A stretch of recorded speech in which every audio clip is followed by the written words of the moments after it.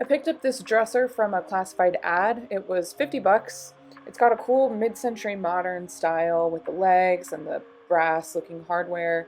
It's solid wood and in good shape. It's just painted this really ugly, chalky, cold, white, gray color, and it's gotta go. So the goal is to see what's going on under the paint and hopefully restore it to a natural wood finish. I sanded this little piece just to see what was going on. Looks like there's wood under it. So moving on, I took out all of the hardware and the drawers and set them to the side.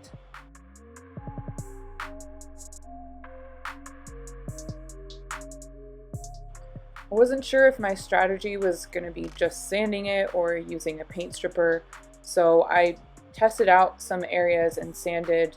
This side part here wasn't too hard to get all the paint off, but the top was really thick and stubborn, so I decided to go for the paint stripper. I applied a thick coat all over the painted surface. I started with just the top of the dresser to try it out. It only took a couple minutes before I saw that paint softening up, and I scraped off a little piece of it with the putty knife and it came right off. So definitely seemed like this was the way to go. I went ahead and painted a layer of the paint stripper all over the painted surfaces of the body of the dresser. I let it sit for about 5 minutes and then I started scraping up the paint stripper along with the layer of paint with a putty knife. I put all of the stuff in plastic bags. Sometimes I would just let it fall onto the drop cloth. It was a pretty messy process, but also really satisfying to watch that ugly paint go away.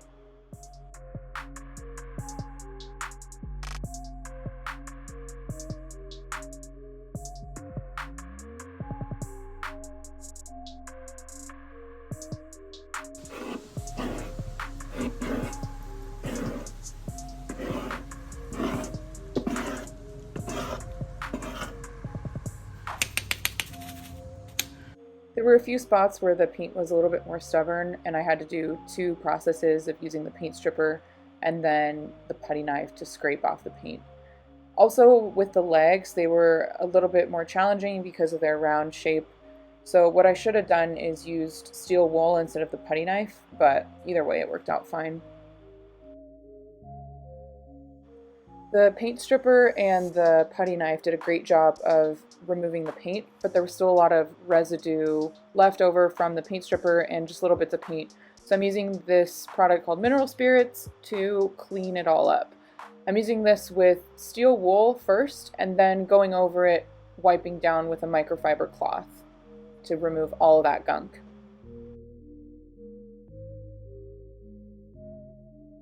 After cleaning off the gunk with the mineral spirits, things were looking pretty good.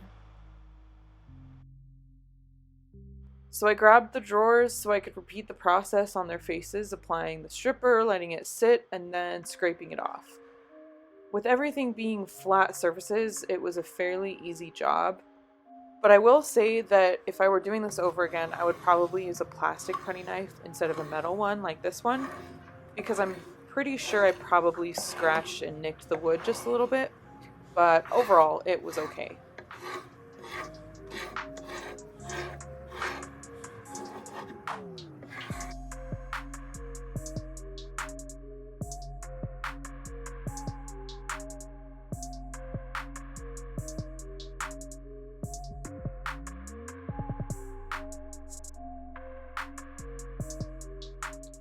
I used more of the mineral spirits with the steel wool and microfiber cloths to again clean off all the gunk from the drawers after stripping.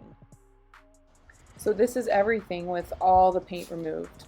You can see there are still some stains on the surface, but I was hoping that sanding and staining would smooth things out a lot. So next I sanded all of the surfaces to prepare them for staining. I used an 80 grit paper to start out with and worked my way up to a 120 and then a 220. And note to self, next time buy more sandpaper, and also probably don't do this by hand if you can help it. It was just a lot of physical effort.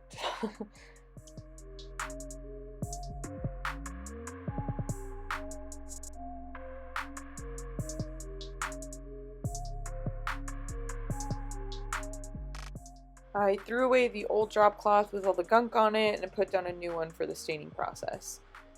Then I gave all of the surfaces one last cleaning with the mineral spirits and a microfiber cloth. This just made sure that any dust left over after sanding wasn't going to be on the surface during staining.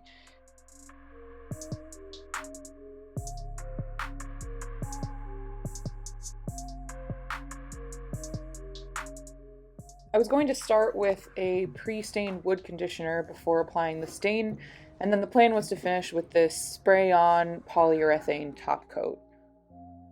I applied the wood conditioner with a bristle brush. It was really thin and watery, but it was easy enough to apply, and it really seemed to breathe life into the wood and just made the surfaces really shiny and pretty.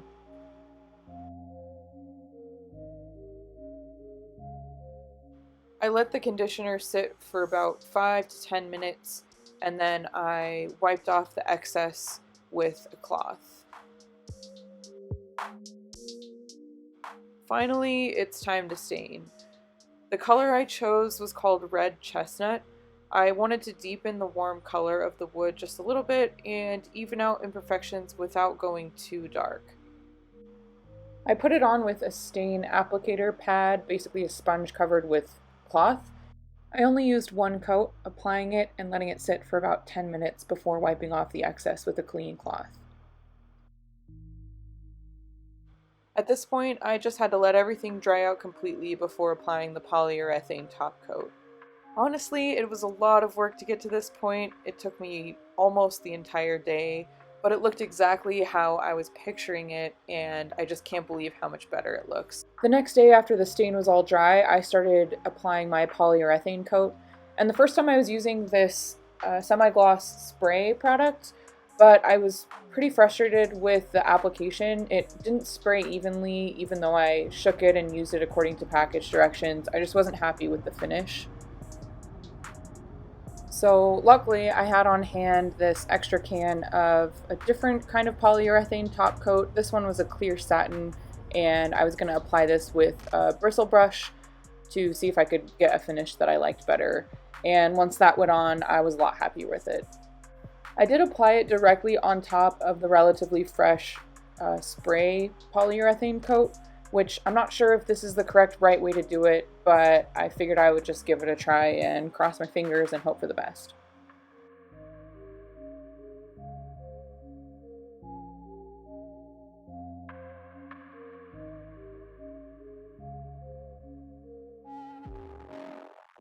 The can said I needed to let it dry for at least 2 hours, so at this point I just had to let it sit before putting it all back together.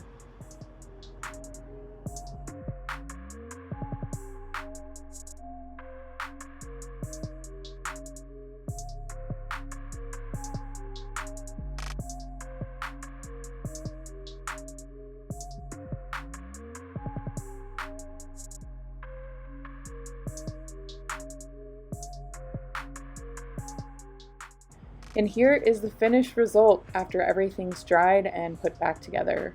I think it turned out beautiful. It's not completely perfect, but it's definitely good enough for me, and absolutely a huge improvement over that ugly gray paint. To be honest, it was way more work than I was expecting it to be to get all that paint off, but at the end of the day, it was worth it, and I will own and love this piece of furniture for many years to come.